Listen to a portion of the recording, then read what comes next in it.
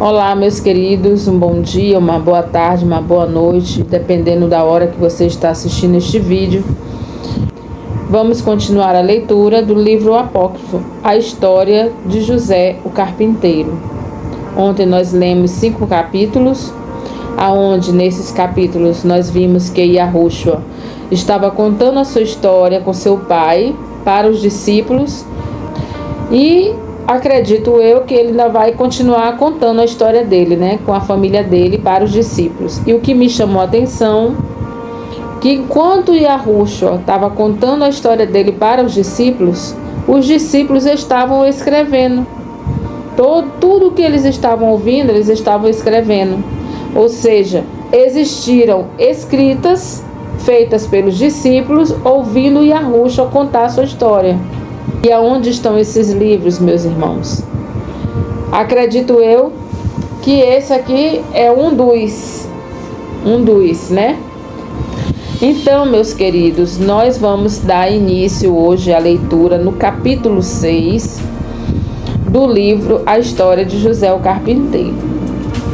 Eis, porém, que durante a noite, mandado por meu pai, Gabriel, o arcanjo da alegria, lhe apareceu numa visão e lhe disse: José, filho de Davi, não tenhas cuidado em admitir Maria, tua esposa, em tua companhia.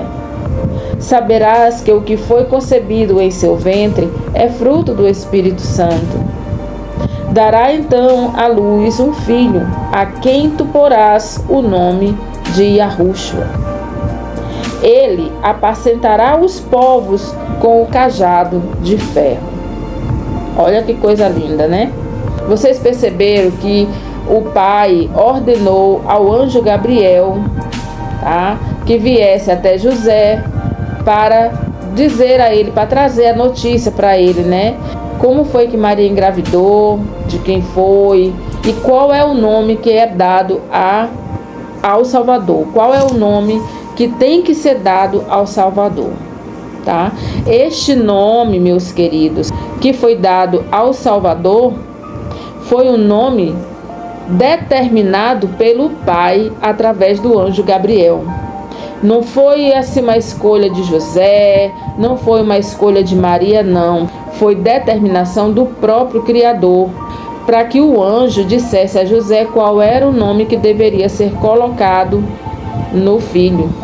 E esse nome, meus queridos, não é Jesus. Infelizmente, vocês podem se zangar comigo, vocês podem me xingar, eu não posso fazer nada.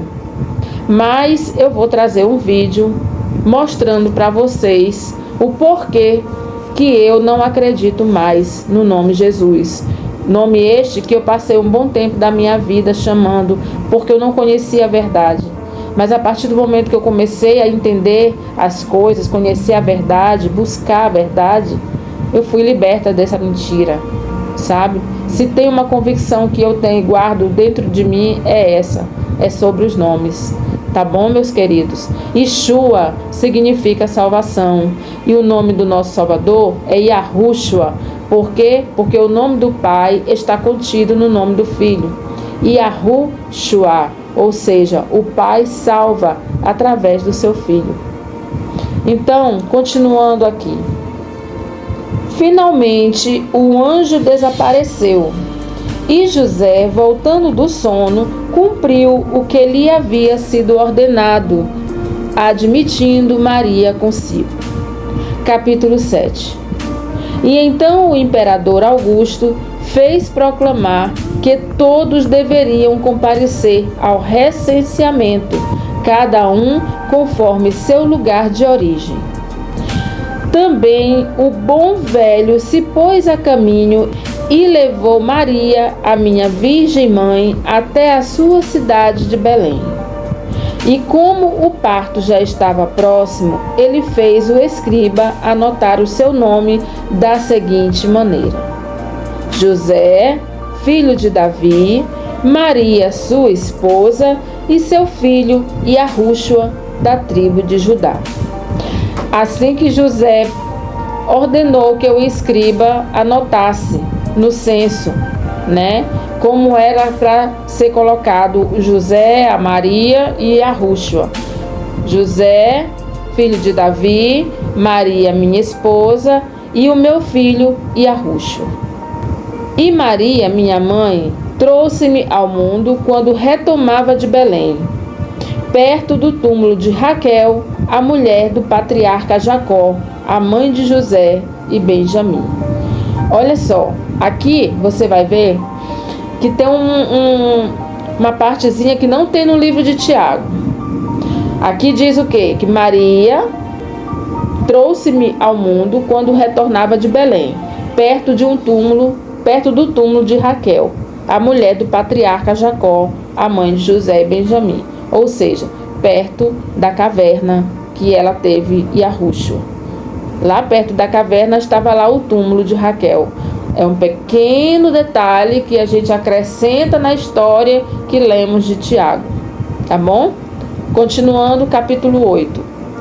Satanás deu um conselho a Herodes o Grande, pai de Arquelau, aquele que fez decapitar meu querido parente João. E a Rússia está contando a história para os discípulos, dizendo que Herodes o Grande, o pai de Arquelau, foi que mandou decapitar João. Que ele diz assim: meu querido parente. João é aquele que pulou de alegria na barriga de Isabel quando Maria chegou na casa de Isabel, ainda grávida. E assim ele me procurou para tirar-me a vida, porque pensava que meu reino era deste mundo. Meu pai manifestou isto a José numa visão.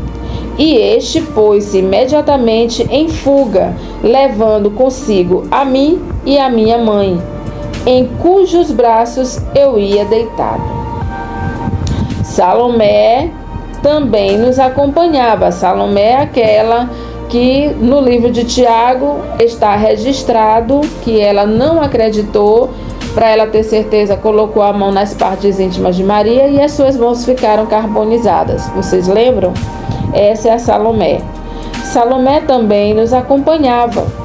Descemos então até o Egito e ali permanecemos por 1 ano, até que o corpo de Herodes foi presa da corrupção como castigo justo pelo sangue dos inocentes que ele havia derramado e dos quais já nem se lembrava.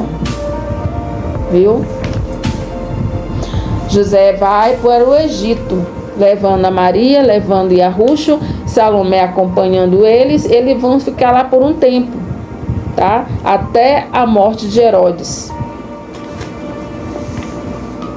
Capítulo 9. Quando o iníquo Herodes deixou de existir, voltamos a Israel e fomos viver em uma vila da Galileia chamada Nazaré. Meus queridos, não é isso que está na Bíblia? Não é assim que está escrito na Bíblia? Por que chamava o Salvador de Nazareno? Tá? E meu pai José, o bendito ancião, continuava exercendo o ofício de carpinteiro, graças ao que podíamos viver.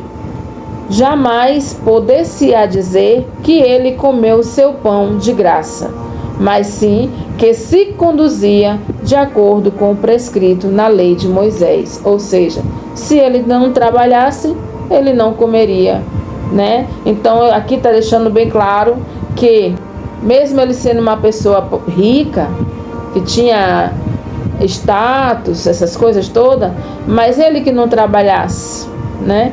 Por quê? Porque era assim que estava prescrito na lei de Moisés, entendeu? Para a gente conquistar as coisas tem que ser pelo suor do nosso trabalho. Capítulo 10. E depois de tanto tempo, seu corpo não se mostrava doente, nem tinha a vista fraca, nem havia sequer um só dente estragado em sua boca. Nunca lhe faltou a sensatez e a prudência, e sempre conservou intacto o seu sadio juízo, mesmo já sendo um venerável ancião de 111 anos. 111 anos. E Yahushua estava contando para os discípulos toda a história de José, que ele mesmo sendo um ancião, ele não tinha força, ele não tinha nenhum problema de vista, ele não tinha nenhum dente estragado, era bom do juízo, saudável, mesmo sendo um idoso de 111 anos. Hoje em dia, dificilmente a gente vê alguém nessa idade com todas essas características saudáveis, né? Dificilmente. Então, meus queridos, hoje nós lemos aqui do capítulo 6 ao 10. E nós vimos aqui Yahushua continuando a contar a história para os discípulos. Eu fico imaginando essa cena, todos os discípulos ali sentados ao redor de Yahushua, ouvindo ele contar, todos admirados com tanta sabedoria, e eles escrevendo o que estavam ouvindo. Entende? Para quê? Para que eles guardassem como lembrança, como memória, para que tivesse os seus filhos também acesso a essas escritas, para que hoje nós possamos ter também acesso a essas escritas. Entende? Então, meus queridos, é uma história que está até agora batendo com a palavra, está entrando em acordo com a palavra. Até agora não estou vendo nada de anormal, nada de errado. Entendeu? Então, para mim, até agora o livro está sendo sincero. Tá bom? Para mim, é a minha opinião. Você decide. É a sua opinião que vale, não é a minha. Cada qual tem o direito de opinar. Tá bom? Mas, se você quiser deixar algum comentário, né? Eu ficarei muito feliz em ler os seus comentários e poder responder todos os comentários. Tá bom? Que todos fiquem na benevolência de Yahweh e na suficiência de Yahushua.